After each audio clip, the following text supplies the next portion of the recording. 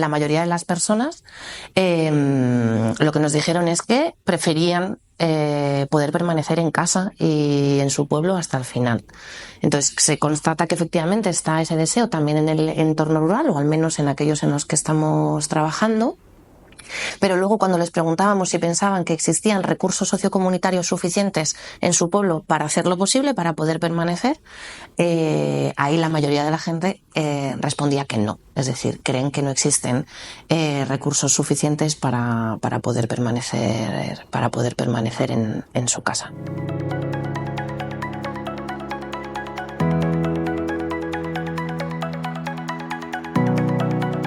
Hay un cambio quizá en cuanto a la mentalidad, en el sentido en el que se está hablando públicamente de todo esto, es decir, se está expresando públicamente que existe el deseo de quedarse en el pueblo y de que existen dificultades y barreras que lo imposibilitan o que lo hacen difícil, y se está planteando e involucrando a los distintos planos de las administraciones públicas y a la propia población en pensar soluciones. Notamos también un cambio en los ayuntamientos, como las administraciones de cercanía, en pensar que tienen que en mayor competencia que tienen que tomar mayor competencia, mayor corresponsabilidad también en la gestión de los servicios de cuidados. Es decir, que no es algo que solo atañe a las administraciones autonómicas, sino que desde los ayuntamientos y desde la propia población se puede contribuir a que tener cada vez más servicios y posibilitar este marco de permanencia, ¿no?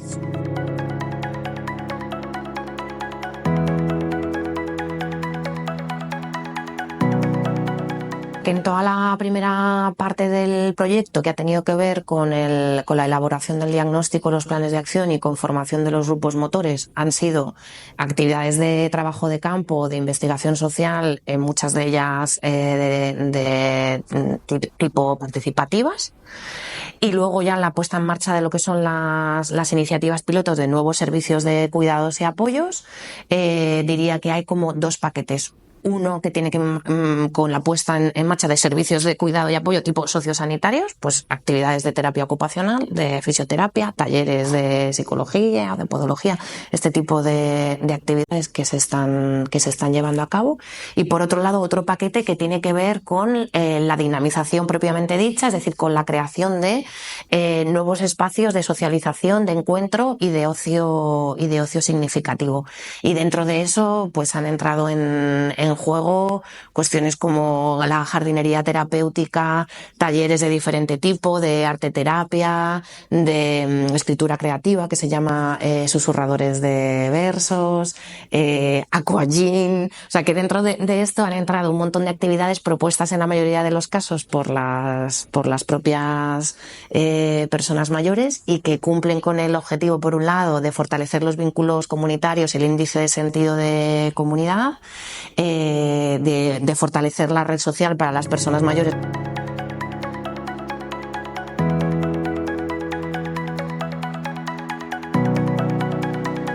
Diría que hay dos tipos de roles o de perfiles, unos que tienen más que ver con la dinamización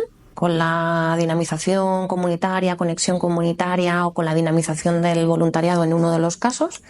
y otros que tienen más que ver con perfiles que están prestando servicios sociosanitarios tipo terapia ocupacional o fisioterapia, psicología. Entonces estamos trabajando con esos dos tipos de perfiles que cumplen roles distintos. Y luego estamos el equipo técnico, que somos las que hemos planteado como el proceso metodológico, el enfoque, el itinerario, ¿no? Los que vamos acompañando como toda esa parte de itinerario.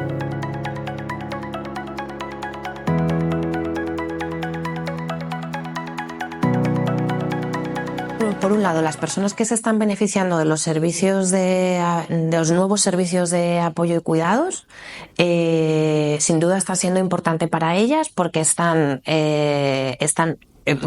preveniendo un deterioro a mayor ritmo. Incluso en algunos casos las profesionales implicadas nos están diciendo que están notando mejoría en la cuestión de la autonomía, de las actividades de la vida diaria, porque las personas están más en contacto con otras personas y más en seguimiento por parte de profesionales. Luego además hay personas, por ejemplo, en el caso de uno de los pueblos en los que están participando en actividades comunitarias, personas que viven en la residencia del pueblo, en las que el propio director de la residencia y las propias personas están verbalizando que está siendo muy positivo para ellas el poder salir y poder tener contacto con otras personas del pueblo, personas de diferentes edades, y no estar siempre en el interior de la residencia. Y luego a nivel de mentalidad y a nivel de cambio un poco cultural, creo que las personas en los pueblos están haciéndose más conscientes o sensibilizándose de que pueden tener un papel importante en construir esa red de apoyo y cuidados para las personas mayores en su pueblo. Están haciéndose conscientes de que es necesario prevenir y pensar con antelación, no cuando ya el grado de deterioro o las necesidades de apoyo son muy fuertes o muy avanzadas, sino que es necesario prevenir y plantearnos qué tipo de cuidados queremos y cómo podemos conseguir tener esos cuidados en nuestro pueblo o en el lugar más cercano posible, y que los ayuntamientos estén empezando a pensar en esto y en cómo se pueden también implicar más allá de las administraciones, junto con las administraciones autonómicas, pero cómo ellos también pueden tomar la iniciativa de tener este tipo de iniciativas para su pueblo, ¿no?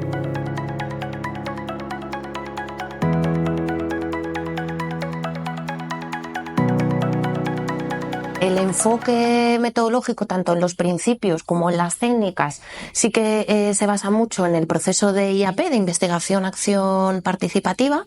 en el sentido en que plantea primero una fase de escucha o de diagnóstico, que es donde hemos realizado todo el trabajo de campo para recoger tanto necesidades, expectativas como propuestas por parte de la población. Se han generado grupos motores, que es una de las propuestas también de la IAP. Se han generado también, en base a los diagnósticos y todo el trabajo con grupos motores, los planes de acción con propuestas concretas de incidencia que se han priorizado con la comunidad, y finalmente se han puesto en marcha, se han seleccionado algunas de esas propuestas para poner en marcha las iniciativas piloto. Decía también que ha sido una metodología un poco mestiza, porque si bien hay mucha base de IAP, como he explicado, se mezcla con muchos elementos de la dinamización comunitaria, se mezcla también con principios de la atención integral centrada en la persona y de otras metodologías de la acción y de la investigación social.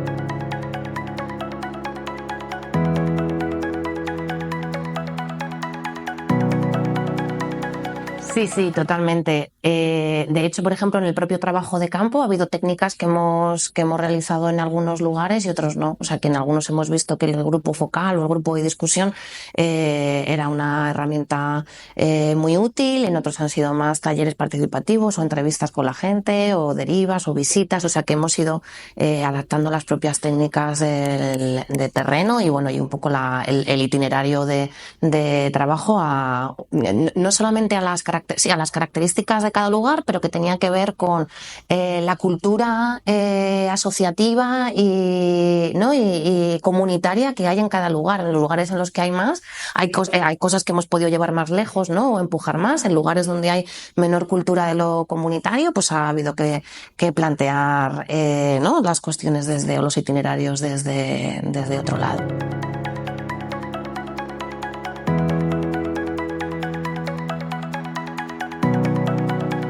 Lo que emergió del proceso de escucha, de diagnóstico, es que efectivamente algunas de las necesidades son bastante comunes en los diferentes territorios rurales en los que estamos trabajando.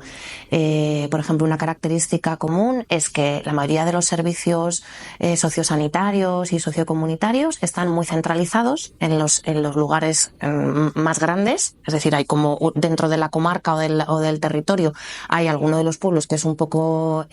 más grande donde se suelen concentrar todos los servicios, y en los lugares pequeños carecen muchas veces de los mismos. Otra necesidad muy transversal que hemos encontrado es que los servicios a los que se accede a través de ley de dependencia son insuficientes para realmente cubrir toda la demanda de la necesidad de apoyo en la mayoría de los casos. Pues me refiero, por ejemplo, al servicio de ayuda a domicilio, a la posibilidad de optar a centro de día en tu propio pueblo o en un lugar muy cercano, a la necesidad de optar a servicios terapéuticos que prolonguen las actividades de la vida diaria, como podrían ser la terapia ocupacional o la fisioterapia, el tema de comida a domicilio. Es decir, que eso es el que no existan o estén centralizados, o sean insuficientes, o que están centralizados, es una característica muy habitual. Otra barrera súper habitual es la cuestión del transporte, es decir, hay una dependencia muy fuerte del transporte particular, del transporte privado. Las personas dependen en la mayoría de los casos de que le lleve un familiar o un vecino pues a realizarse una analítica, o acudir al especialista, o acudir al pueblo más cercano donde haya supermercado y donde poder acceder a la alimentación sea más accesible económicamente hablando, y eso genera una dinámica que dificulta mucho a las personas con necesidades de apoyo la permanencia. Hay algunas iniciativas de transporte público, como el llamado transporte a la demanda, pero que el nombre hemos descubierto que da un poco lugar a equívoco, porque la mayoría de los casos funciona solamente en ciertos horarios y con ciertos días a la semana, es decir, no es una demanda así como libre, y algunas otras iniciativas como la ruta escolar, pero que aún así todo el mundo manifiesta como que son muy insuficientes. Y luego, otra problemática muy importante es el tema de la dificultad de permanencia cuando no reside en el pueblo, o cuando se mengua la red familiar y la red social o vecinal, y esto efectivamente sucede más en los lugares más despoblados, en los núcleos de población más pequeños, es decir, los hijos, hijas, sobrinas, sobrinos, etcétera, ya no viven allí muchas veces, se han trasladado a otros lugares para buscar trabajo. Muchas veces sucede también que parte de la red vecinal o de la red social está también menguada, y eso dificulta la red de apoyo para las personas con necesidades de cuidados. Y esto sí que tiene relación con los núcleos más pequeños o más grandes, más despoblados, menos despoblados, y también mejor conectados o peor conectados, ¿no?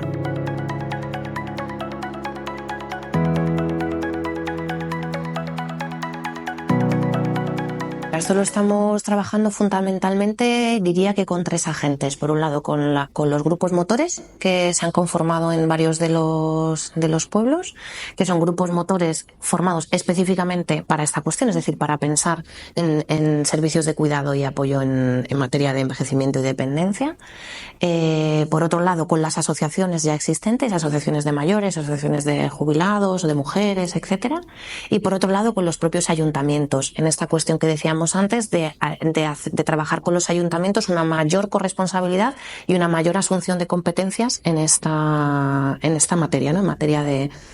cuidados. Desde ahí, donde hemos podido avanzar más en la cuestión del modelo de gobernanza,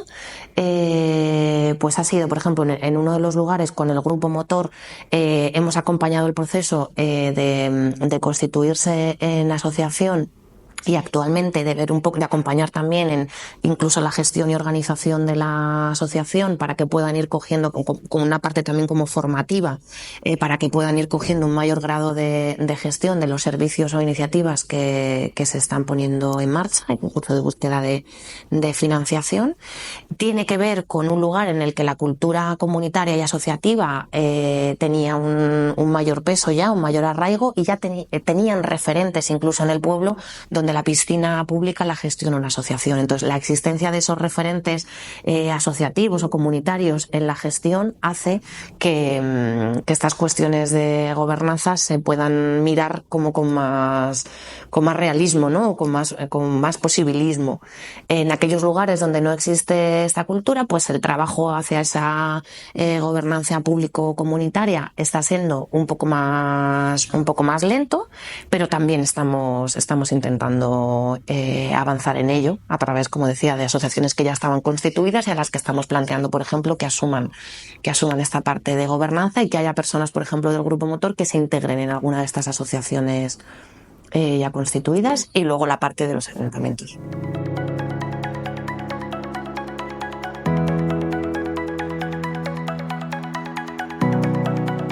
Es un índice que en las ciencias sociales viene a medir el sentido de pertenencia y vinculación que las personas tienen con las otras personas con las que comparten el territorio, ¿no? Lo que se llama la comunidad.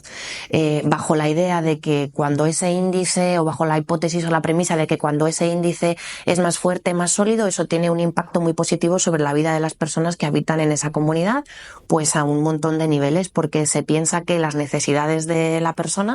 pueden ser también cubiertas no solamente por su familia, en el caso de que exista, o por los servicios públicos, muy necesarios y fundamentales, sino también por los miembros de esa comunidad. Y eso puede alcanzar a muchos planos de la vida. Tiene que ver con toda la cuestión de la soledad no deseada, pero también tiene que ver con que puedan realizarse un acompañamiento al médico cuando la persona no tiene quien acompañe. Tiene que ver con dar la alarma o la voz de alerta de situaciones de vulnerabilidad o de riesgo que puedan estar viviendo las personas, con compartir cargas de cuidados cuando hay niños pequeños. Bueno, puede tener que ver con muchísimas cosas, con el cuidado del entorno, del propio entorno urbano en el que o rural que las personas comparten, etcétera.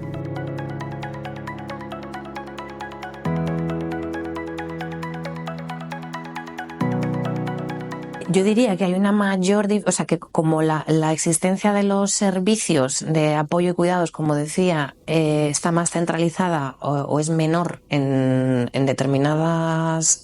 zonas, lo que está instalada tanto en las administraciones como en la población, está muy instalada la mentalidad de que como allí vive menos gente, no es sostenible para las administraciones públicas que esas personas cuenten con los mismos recursos. Y al final estamos hablando de que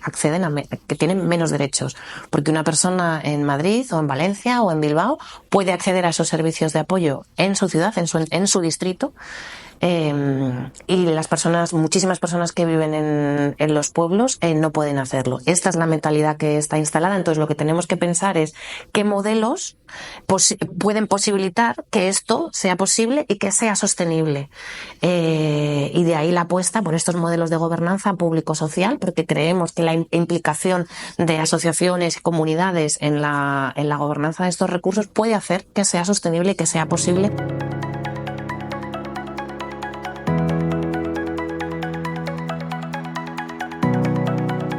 En el primer semestre de 2024 todavía se sostienen y se van cerrando en diferentes meses también, dependiendo de cada uno de los procesos, lo que sería la parte experimental, es decir, la parte de las propias iniciativas piloto de los servicios de apoyo y cuidados. Y a la vez que entramos en el primer semestre de 2024 con ellas, ya estamos trabajando también toda la parte que sería de transferencia, sostenibilidad, es decir, ver la sostenibilidad futura de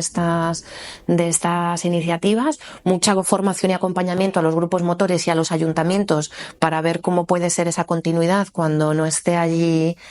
comunidades de cuidados. Y luego lo que nos queda también es toda una parte, por supuesto, de evaluación y de sistematización a nivel metodológico del proceso, lecciones aprendidas, etcétera.